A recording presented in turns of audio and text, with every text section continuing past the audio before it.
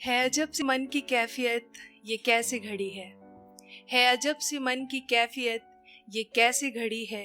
एक हुजूम आज आकर मेरे दरवाजे पे खड़ी है। जिस्म से रूह अभी ठीक से निकला भी नहीं है, जिस्म से रूह अभी ठीक से निकला भी नहीं है, और सबको मुझे दफनाने की इतनी जल्दी पड़ी है। टीम सोशल हाउस आप सबका और ख़ासा है कुछ मेरे ख़ास दोस्तों का बहुत शुक्रिया, और आप सबको मेरा सलाम नमस्कार।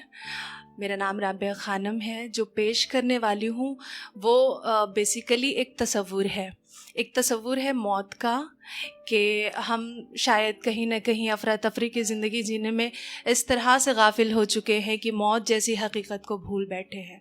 मैं मौत को भूलना नहीं चाहती, and whenever I think about my own death or the process of dying, I feel extreme fear.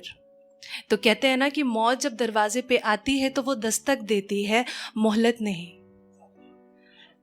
और ये तय है कि डेथ इनएविटेबल है। मैं ज़्यादा वक्त ज़ाया ना करके शुरू करूँगी।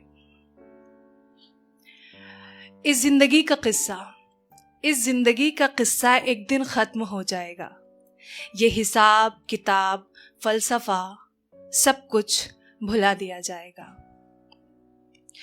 कुछ यूँ है कि लोगों की उम्मीदें और उन उम्मीदों से सजाए गए दुनियावी ख्वाब मेरी ज़िंदगी के आगे, लोगों की उम्मीदें और उन उम्मीदों से सजाए गए दुनियावी ख्वाब मेरी ज़िंदगी के आगे, मैं मौजूदा वक्त के साथ और मौत मेरे पीछे। यानी ये तय है कि ज़िंदगी एक दिन साथ छोड़ जाएगी, ठीक उसी दिन जिस दिन मौत मुझसे नज़रें मिलाएगी। पता नहीं कैसा मंजर होगा मेरी नज़रों के सामने। क्या मुझसे रूठी ज़िंदगी मौत को मना पाएगी? और अगर हाँ तो फिर कैसे? क्या वो उसके आगे रोएगी, गिड़गिड़ाएगी, या उसे अपने बातों में उलझाएगी और कहेगी उससे कि कुछ और मोहलत चाहिए मुझे? मगर क्या मौत खैरात के चंद लम्हे भी उसे दे पाएगी? नहीं, ऐसा तो दस्तूर ही नहीं है। मौत जिंदगी के आगे मजबूर ही नहीं है। मेरी मौत मेरी जिंदगी पर उस दिन इस कदर फिदा होगी, किसी भी सूरत हाल में वो इसे अपने साथ लेकर विदा होगी।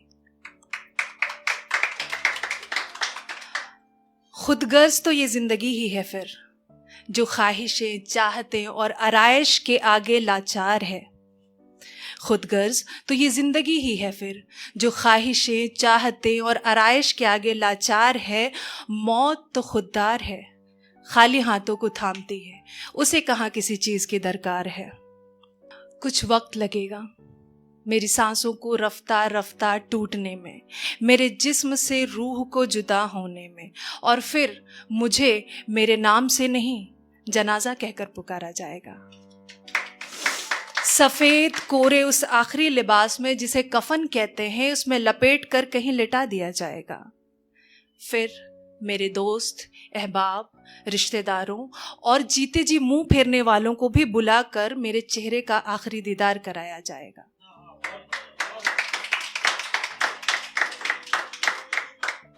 कुछ खामोश होंगे, कुछ अश्क बहाएंगे, कुछ खामोश होंगे, कुछ अश्क बहाएंगे, कुछ महज खड़े होकर अफसोस जताएंगे।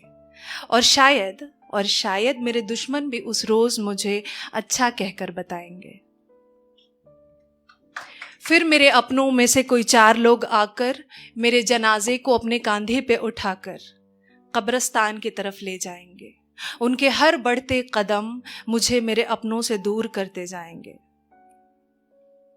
और फिर वो अंधेरी कब्र और उसकी गहरी गोद मेरा इंतजार कर रही होगी बेसब्री से। फिर क्या पता मेरी रूह यहाँ वहाँ तवाफ करेगी, या वो भी थक हार कर उस कब्र की हो जाएगी।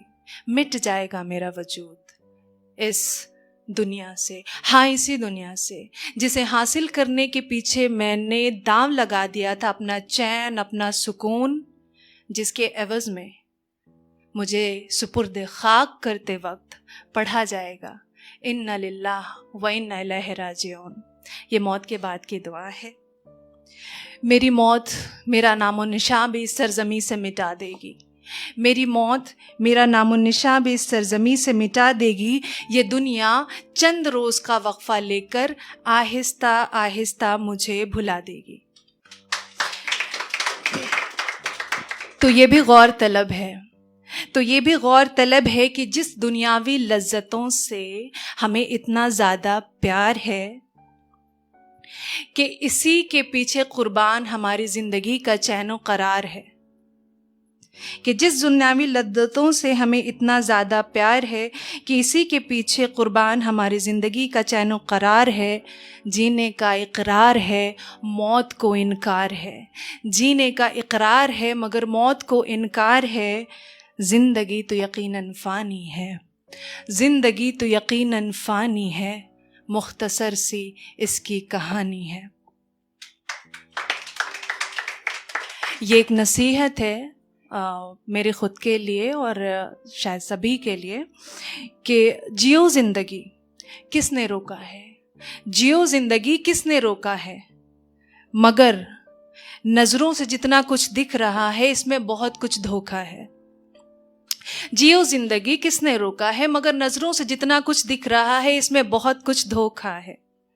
तो आखिरी यही है कहना कि मौत भूलकर ज़िंदगी जीने में न इस तरह गाफिल रहें, कि हम मौत भूलकर ज़िंदगी जीने में न इस तरह गाफिल रहें।